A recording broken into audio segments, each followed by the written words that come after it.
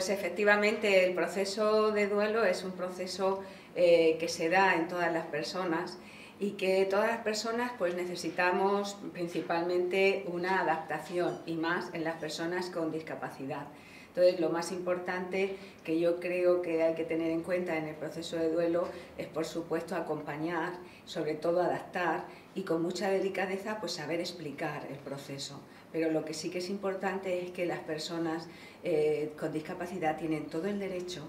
a vivir el proceso y a estar informados de todo lo que es el duelo. Para entender la muerte y entender la vida hay que conectar con un proceso interno, donde no quiere decir que tenga que ser religioso,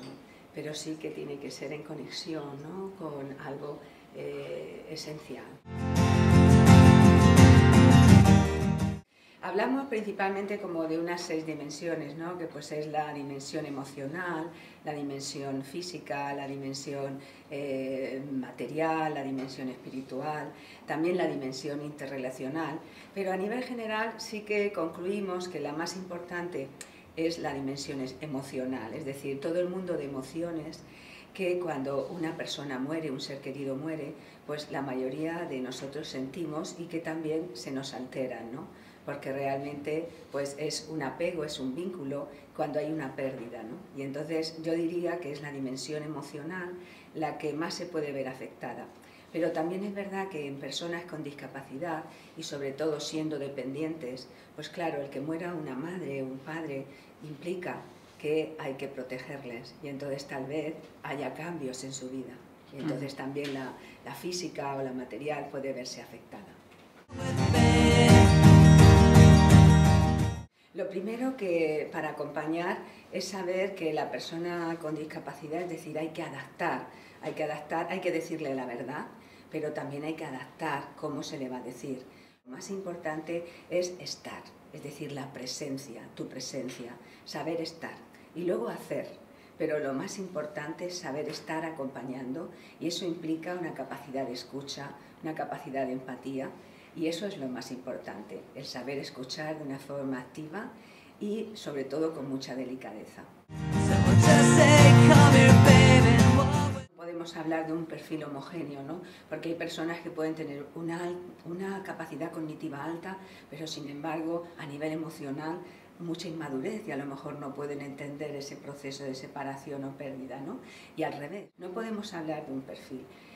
con discapacidad, ¿no?, pero sí que es verdad que podemos hablar de una diferencia, es decir, para entender y comprender lo que es la muerte, lo que es el duelo, lo que es la separación, hace falta un nivel cognitivo que es la inteligencia concreta, es decir, nivel evolutivo de unos 6-7 años, porque hay que comprender que la muerte es irreversible. Esa presencia de proteger, de acompañar, de que esos rituales que a él le daban seguridad, sobre todo es darle confianza y seguridad y seguir dando ese apego que la figura que anteriormente tenía no le puede dar. Y tal vez no exista comprensión de lo que ha pasado, pero sí que hay que normalizar hablando de eso, aunque la persona con discapacidad no entienda la muerte. Y luego, en personas con ya un nivel a nivel de capacidad cognitiva, de que se sitúan ya en una inteligencia concreta, en una inteligencia lógica, es decir, que pueden tener una comprensión de la irreversibilidad de la muerte, que es el concepto básico para entenderlo, sí que es hablando sobre todo de una forma sencilla, de una forma directa, sobre todo no utilizando la mentira,